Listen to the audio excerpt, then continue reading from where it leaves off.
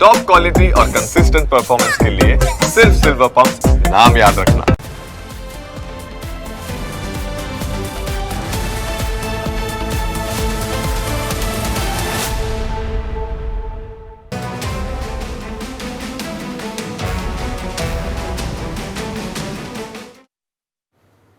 દક્ષિણ ગુજરાતમાં ધમધમતા ધર્માંતરણના ગેરકાયદે ધંધા વચ્ચે ફરી એકવાર હિન્દુ ધર્મની મહાનતાના દર્શન થયા. હિન્દુ ધર્મ પ્રકૃતિનું પૂજન કરે છે, નદી, વૃક્ષ, પર્વત અને પશુઓને પવિત્ર માને છે, જે પર્યાવરણ સંરક્ષણનો સંદેશ આપે છે અને આદિવાસીઓને પ્રકૃતિના રક્ષક માનવામાં આવે છે. પરંતુ આદિવાસી પરિવારોને લોભ, લાલચ આપીને ઈસાઈ મિશનરીઓ ખ્રિસ્તી બનાવી દે છે. ત્યારબાદ તેમની હાલત એવી થાય છે કે તેમને હિન્દુ ધર્મ માતાના પાલવ જેવો બહાલો લાગવા લાગે છે.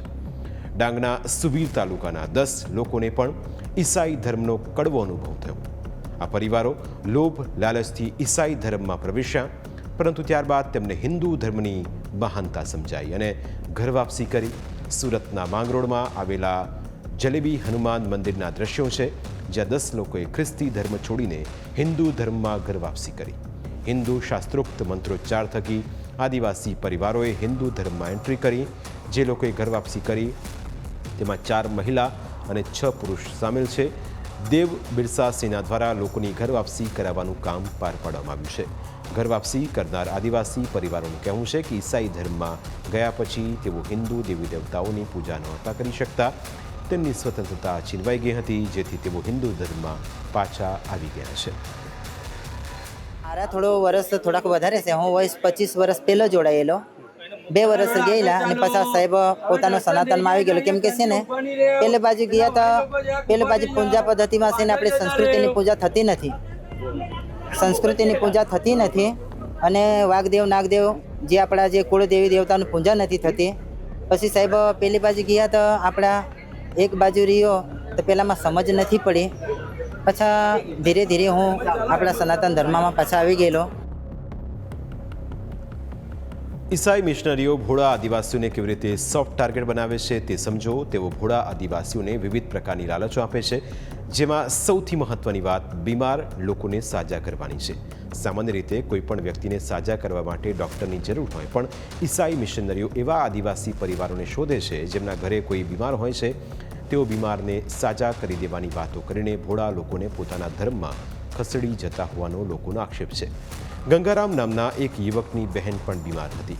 તે વખતે ઈસાઈ મિશનરીઓની લાલચથી તેમણે ધર્માંતરણ કર્યું, પરંતુ ત્યારબાદ પણ તેમની બહેનમાં કોઈ સુધારો જણાયો ન હતો. એટલું જ નહીં, વાર તહેવારે તેમનો જીવ અંદરથી કકડી ઉઠતો. એક તરફ તેમની જ આસપાસ રહેતા હિન્દુ પરિવારો દિવાળી અને હોળી જેવા તહેવારો મનાવતા, પરંતુ ગંગારામ હિન્દુઓના ઉત્સવ મનાવી શકતા ન હતા, જેથી ગંગારામને ઘર વાપસી કરવાનો વિચાર આવ્યો.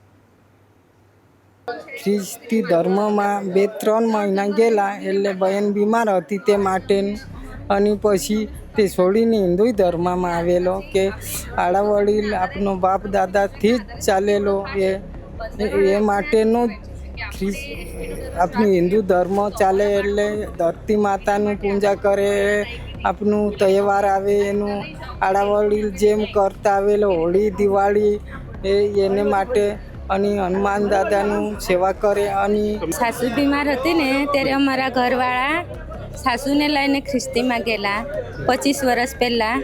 પછી સાસુને નહીં ફરક પડ્યું એટલે એ હજુ હિન્દુમાં જ આવી ગયેલા. પછી આપણા જે છે ને પ્રકૃતિ પૂજક છે, આપણે વાઘદેવને પૂજીએ, નાગદેવને પૂજીએ, ડોંગરે દેવને પૂજીએ, બધા દેવોને દેવી દેવતાને પૂજીએ. એટલે અમે ત્યારથી તે છોડી દીધું ને બધું આપણા પ્રકૃતિ પૂજન કરવા લાગ્યા. હનુમાન દાદાની રોજ પૂજા કરીએ, મહાદેવની કરીએ. પછી એ જતા હતા ને એ અમારા ભજન મંડળના એ લોકોને કીધેલું કે આપણે આપણા આ જ ધર્મ સારું છે, એટલે એ લોકોને લઈને અમે હજુ અહીંયા આવ્યા. દક્ષિણ ગુજરાતમાં રસ્તો ભટકી ગયેલા લોકોને હિન્દુ ધર્મમાં પાછા લાવવાનું કામ દેવ બિરસા સેના કરે છે. અત્યાર સુધી આ સેના દ્વારા 1 મહિનામાં 54 લોકોની ઈસાઈમાંથી હિન્દુ ધર્મમાં ઘર વાપસી કરવામાં આવી છે. દેવ બિરસા સેનાના અધ્યક્ષનું કહેવું છે કે ઈસાઈ ધર્મના લોકો ગુલામીની જિંદગી જીવી રહ્યા હતા, હવે તેઓ આઝાદ થયા છે. મહિનામાં પણ અમે 10 જણ જે પોતાની મૂળ પરંપરા સંસ્કૃતિ છોડીને ગુલામ લોકોની ગુલામી કરતા હતા તેમાંથી મુક્ત થયા છે, આઝાદ થયા છે, સ્વતંત્ર થયા છે અને પોતાના પૂર્વજો સાથે, પોતાની પરંપરા સાથે, પોતાની સંસ્કૃતિ સાથે એ લોકો જોડાયા છે. આ એ લોકોને સામ, દામ, દંડ, ભેદની નીતિથી દરેક પ્રકારની નીતિઓનો ઉપયોગ કરે છે ને આ હમણાંથી નથી ચાલતું. જે સમયથી અંગ્રેજો આવ્યા તે સમયથી આ ચાલે છે અને ચાલતું આવી રહ્યું છે. એટલે જ મેં કીધું કે ગુલામોની ગુલામીમાંથી આ લોકો મુક્ત થયા છે. એટલે આ શબ્દનો મેં ઉપયોગ કર્યો છે કે ગુલામોની ગુલામીમાંથી આ લોકો મુક્ત થયા છે અને આ પોતાના પૂર્વજો સાથે, પોતાની સંસ્કૃતિ સાથે ફરી પાછા જોડાયા છે. તો આ ખૂબ ઉત્સવની વાત છે કે આવી રીતે આદિવાસી સમાજ ટકી રહે અને બચી રહે અને એનું અસ્તિત્વ ટકી રહે. સનાતન હિન્દુ ધર્મ દુનિયાનો સૌથી જૂનો ધર્મ છે. 5000 વર્ષ પહેલાં હિન્દુ સંસ્કૃતિ અસ્તિત્વમાં આવી, ત્યારબાદ કેટલીય સંસ્કૃતિઓ આવી અને ગઈ અને હજુ પણ ઘણી સંસ્કૃતિઓ પોતાનું અસ્તિત્વ વધારવા માટે હવાતિયામાં જ રહી છે. હિન્દુઓને જ પોતાના ધર્મમાં જોડવા માટે સક્રિય થઈ રહી છે. પરંતુ હિન્દુ ધર્મની મહાનતા જુઓ કે જે લોકો લોભ લાલચથી બીજા ધર્મમાં જોડાયા હતા તેઓ પણ હવે પાછા પોતાના ધર્મમાં ઘર વાપસી કરી રહ્યા છે. ખ્રિસ્તી ધર્મ છોડીને હિન્દુ ધર્મમાં પાછા ફરનારા લોકોનું કહેવું છે કે ખ્રિસ્તી ધર્મ અપનાવ્યા પછી તેમને પૂર્વજોની પરંપરાઓનો અનુભવ થયો, કારણ કે મોટાભાગના કિસ્સાઓમાં કન્વર્ટ થયા પછી ઘણી સમસ્યાઓ સામે ઝઝૂમવું પડતું હોય છે. પોતાના પૂર્વજોનો ધર્મ હિન્દુ હોવાથી તેમને પોતાની પરંપરાઓનો અહેસાસ થવા લાગે છે. સમાજમાંથી છૂટા થયા બાદ એકલતા અનુભવાય છે. ધર્મ બદલાયા પછી કેટલીક સરકારી યોજનાઓનો લાભ પણ બંધ થઈ જાય છે. આ ઉપરાંત તેઓ પરંપરાગત તહેવારો, રીતિ રિવાજો અને સંસ્કૃતિમાંથી અલગ થઈ જાય છે. નવા ખ્રિસ્તી સમુદાયમાં પણ જાતિવાદ અનુભવાય છે. કેટલાક કેસમાં માનસિક તણાવ અને અલગતાની લાગણી પણ અનુભવાય છે.